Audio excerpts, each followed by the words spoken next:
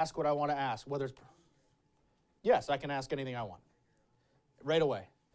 And nothing is off the table. That is the newest hard-hitting live television broadcast from ABC6. Yep, if she walked it up, you know what? Let's hold off on this next story. We have our next guest in here. No, we don't. But that would be, no matter where we are on the show either, that's the rule. Yeah, if Nick's in the middle of his, if Nick is doing his forecast, we cut Nick off, we cut him off, and we bring the guest on. Nick, sorry, I apologize. It's a very good forecast, but we have none other than, all right, time to get.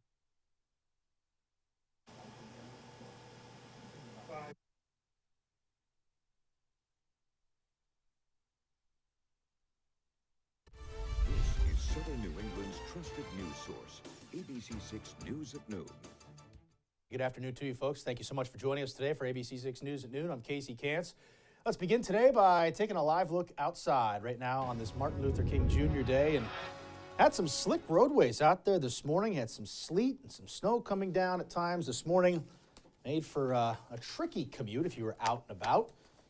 Let's get a check of that forecast, see where we stand right now. It was quite dicey this morning there for a stretch, Nick. Yeah, Casey, we did have maybe an hour where it was snowing and sleeting, and roadways, walkways, parking lots got coated with some ice. 34 right now in Providence. The temperatures come up maybe 2 or 3 degrees since that time.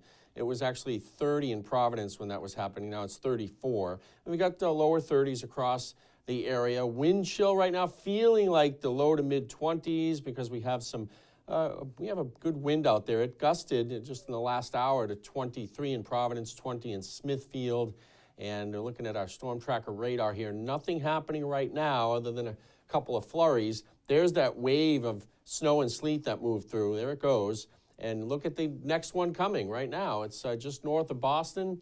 You can see another one right in there, and that's going to be coming down over our area. And that one, most of that, I think, will go east of Providence, maybe down towards New Bedford, Fall River, and southeastern Massachusetts. But I think we'll get clipped by that one as well. Here's the Futurecast taking you through. Here's 2 o'clock, and you can see that snow shower coming down. Temperatures holding in the middle 30s today. It's still a breeze out there. Now, we'll get some partial clearing overnight. Temperature at 30. So any moisture that's on the ground will freeze up tonight. And then tomorrow we start with some sun, but we end up with clouds. Temperatures in the low to mid 40s tomorrow. So it'll actually be quite a bit warmer.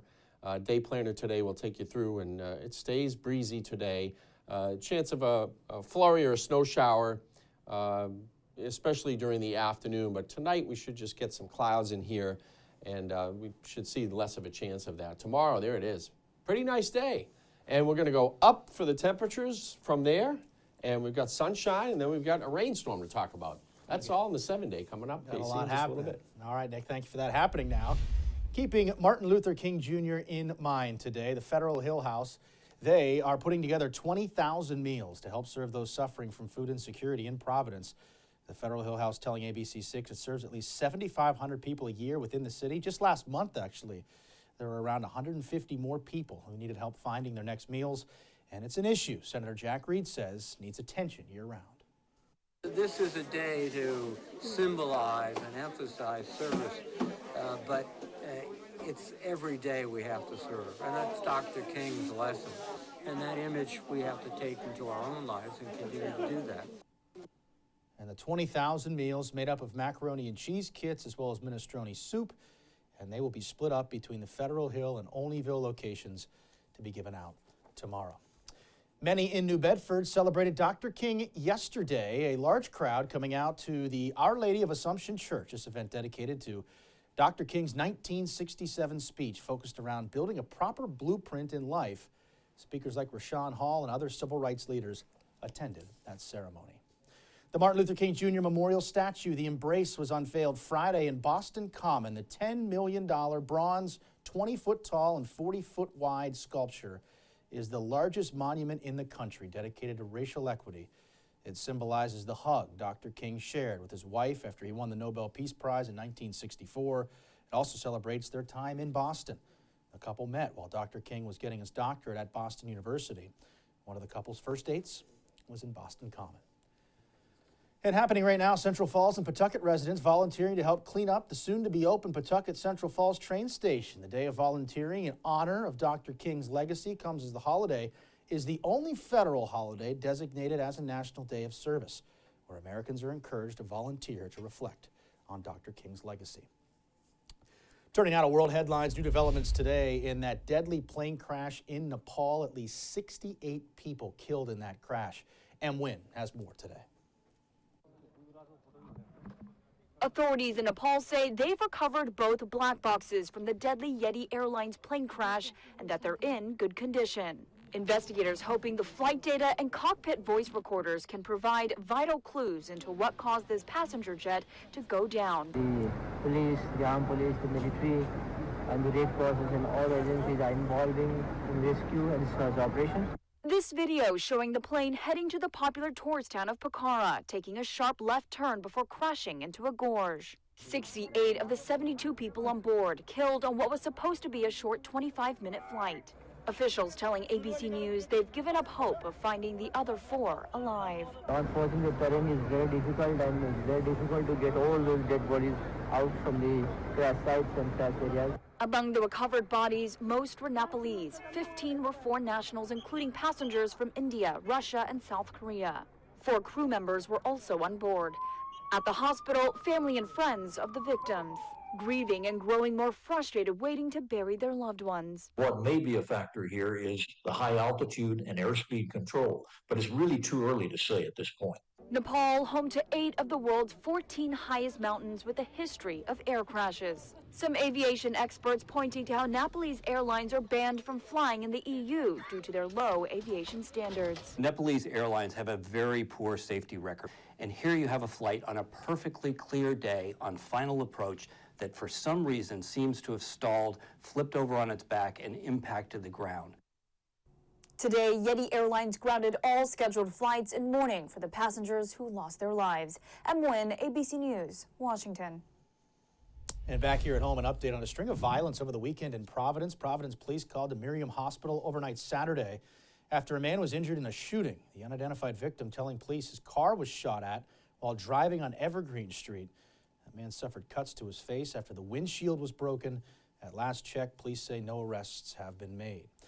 Elsewhere in Providence, police investigating a second shooting. This happened Sunday morning in the area of Hamilton and Mitchell Streets. Police telling us they didn't find anybody hurt, but they did find a shell casing at the scene. No arrests have been made in this incident. Police also responding to multiple stabbings this weekend. The first around midnight Saturday after a man in his 20s was stabbed in the arm off Elmwood Ave. He was taken to Roger Williams Hospital to be treated for his injuries. A few hours later then, police called to Kennedy Plaza after a 70-year-old man was allegedly stabbed with an ice pick. No arrests have been made in either of these cases. 2 people recovering this morning after a car that they were traveling in crashed into a utility pole in Dartmouth. This happened Sunday afternoon on State Road. Police say both unidentified occupants were transported to the hospital with non-life-threatening injuries. Traffic was affected for several hours as Eversource Electric worked to replace the utility pole. That accident remains under investigation. Still to come today on ABC6 News at noon, 2 EMS workers in Illinois facing first-degree murder charges after a patient died in their care last month. Why prosecutors decided to charge them. And later, a Mega Millions winner from New England, a small-town mystery in a tiny Maine community. Stay with us.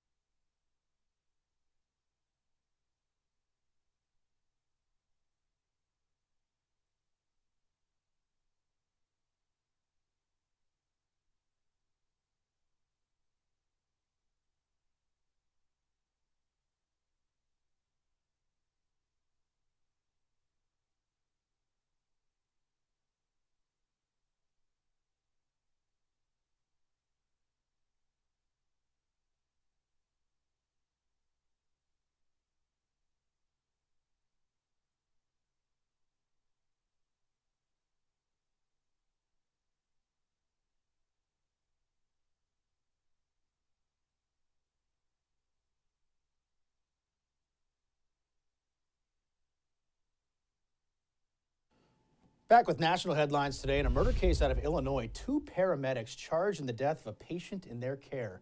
ABC's Rena Roy has the latest. Disturbing body camera footage shows some of the final moments of 35-year-old Earl Moore Jr.'s life. Get up on there, Earl. Prosecutors alleging the actions of 2 EMTs in Springfield, Illinois back in December resulted in Moore's death. Peter Cadigan and Peggy Finley both charged with first-degree murder. Police initially responding to a 911 call, a woman explaining Moore's situation. He's having drunk hallucinations. After evaluating that Moore needed medical attention, the responding officers called in paramedics. You're gonna have to walk because we ain't carrying you. When they arrived, they spoke very aggressively to Moore and refused to move him. Because I am seriously not in the mood for this dumb. The officers eventually helping carry Moore outside, the EMTs then strapping him to a stretcher, shoving him face down onto the gurney.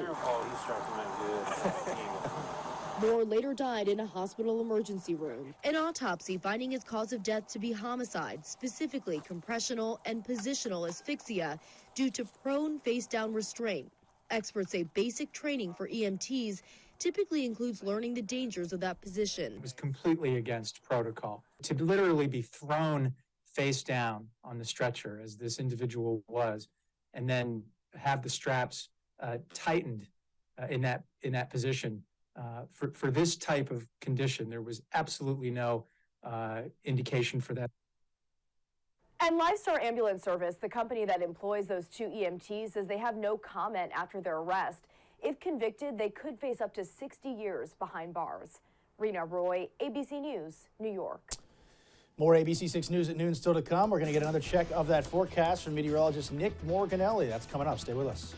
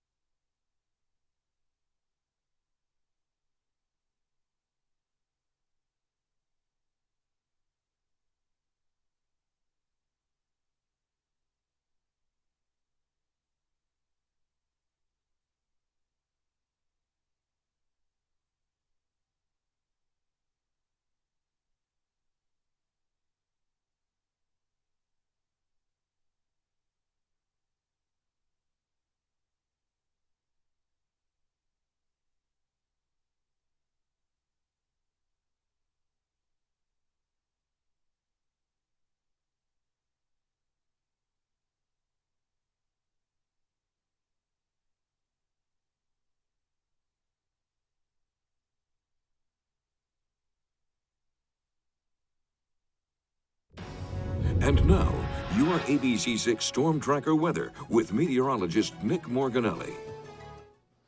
And welcome back to ABC6 at noon. We're looking at some snow showers, and we had some sleet today. I got a problem with the sky cam here at top of Mount Washington. I was going to take you there and show you what was going on. And we've got rime ice up there, and the temperatures extremely cold, and let's see what's going on. Well, all right, we'll just move along. There it is, 21, and it feels like 1 there with a north-northeast wind at 40 miles per hour. We've had our share of the wind chill today. We've got 32 in Smithfield, Providence at 34 right now, lower 30s all across southern New England. And let's talk about what is going to be happening here. We've got periods of snow, sleet today. Sunshine returns tomorrow morning briefly, and then again on Wednesday morning. We'll actually have clouds building back in tomorrow afternoon, maybe a sprinkle, and then Wednesday afternoon there'll be the next system coming in, which will give us the rain on Thursday. That possibly may end as a mix on Friday, so we'll be watching that for you. And let's look at the winter precipitation type. So snow starts in the cloud, hits the warm air above 32 and melts as rain. And then here's what we had today. We didn't have freezing rain, but the snow hits a small layer of freezing temperatures, less than 32 near the ground, and you get that freezing rain, that ice. But here's what we had, the sleet, which was the cold air producing the snow above in the cloud.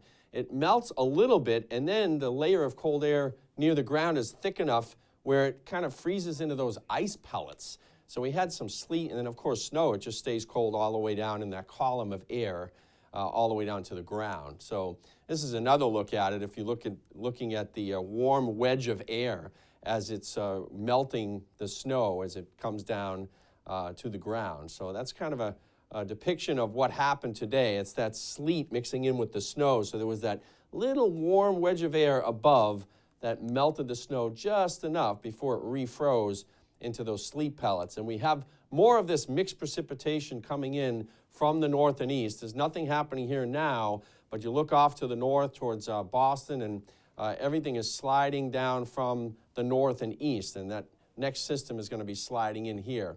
Otherwise, we've got this weak system out over the plains, Midwest. That's going to weaken. We're not going to see that coming in here. It might just give us a sprinkle tomorrow evening. But for the most part, we're looking at this big storm out over Bermuda now, just east of Bermuda. That's continuing to influence our weather with this northerly flow of wind. As it pushes away, we'll get maybe 1 or 2 more bursts of these mixed showers today. And then we'll get some partial clearing late night tonight as high pressure builds in. So here's Tuesday morning at 9 o'clock. Little wedge of sunshine before this next system to the west throws in some clouds and perhaps a sprinkle later tomorrow in the evening hours, but really that's not too much to worry about. Our next storm is coming out of the Rockies and will enter the plains, and that one on Wednesday at noontime is still out in Kansas and Oklahoma. That's going to head our way for Thursday. So tonight, 30 degrees, partial clearing late with a northwesterly wind. Tomorrow, we're in the mid-40s. We've got some sun in the morning, clouds in the afternoon, maybe an evening sprinkle, but it's really not a lot. West wind at 10 miles per hour, so the wind lightens up too tomorrow. Wednesday, same deal. We've got some sun in the morning, and then the clouds building in with that in advance of that next storm system that will be bringing us the rain on Thursday. So that's a wet day, 42 degrees. Friday, showers, and it may end as some mixed showers as the storm begins to depart. Saturday is seasonal with sun and clouds, and then Sunday comes in as rain, but it may end as snow. We'll have that Monday on the 7-day forecast tomorrow. I won't deal with that just yet, Casey. All right, Nick. Appreciate that. Hey, if you're watching Wheel of Fortune this week, you might notice a Rhode Island company sponsoring the prizes. There will be a special puzzle each night with a prize courtesy of Colette Travel out of Pawtucket on the wheel. Those prizes include trips to Costa Rica, Croatia, Portugal, Egypt, and Hawaii. Still to come today at noon. Remember the Mega Millions last week? More like Mega Billions. Well, there's a Mega Millions mystery. Who won the big jackpot in Maine? We'll have a report from the small town there making big headlines.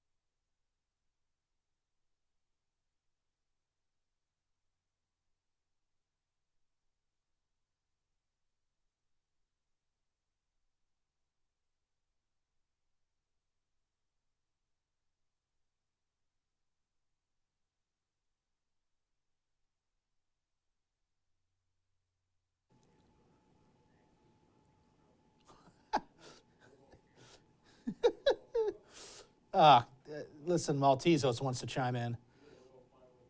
There you go. Let Maltezos chime in. I didn't, no.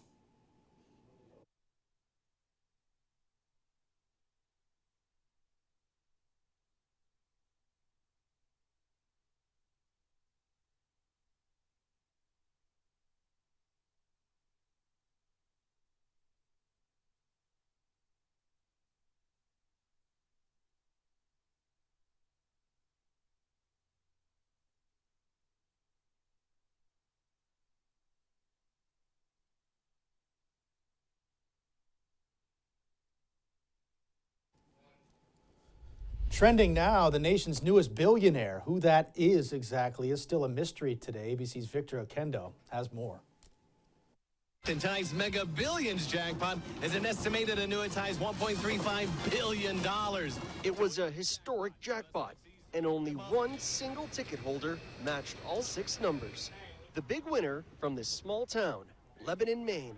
We're hoping that it's one of us locals, so that way, it'd be a story we'll have forever, That winning ticket sold right here at the Hometown Gas and Grill, close to the border with New Hampshire, with a population of just about 7,000. We're a small community. We're a small store. We just hope that it's somebody local. The $1.35 billion jackpot, the 4th largest in history, rolling over for 3 months, 25 unclaimed drawings until now. This is huge. Even $1 million would have been huge, But to get that is phenomenal. Those winning numbers, 61, 30, 45, 46, 43. The gold mega ball was 14. Here's how the winner, who hasn't come forward yet, can claim their jackpot. For the full amount, you'd have to take it in annuity, paid annually over 29 years. The cash option comes immediately, around $725 million. The big lotto players, Mega Millions and Powerball, have changed the rules in recent years, leading to larger jackpots.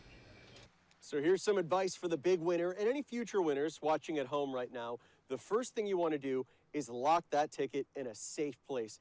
Then get some legal and tax advice and consult with family you trust. Keyword trust. Then make sure that you claim your prize safely and responsibly. Victor Okendo, ABC News, Lebanon, Maine. And more still to come today at noon, including an exciting weekend of NFL playoff action. Another game tonight. Coming up, though, we're going to show you how a Chiefs fan and KC area artist is getting ready for the top seed to take center stage next week. Plus, Nick has one final check of your forecast. It's all coming up on ABC6 News at noon. Continues after this.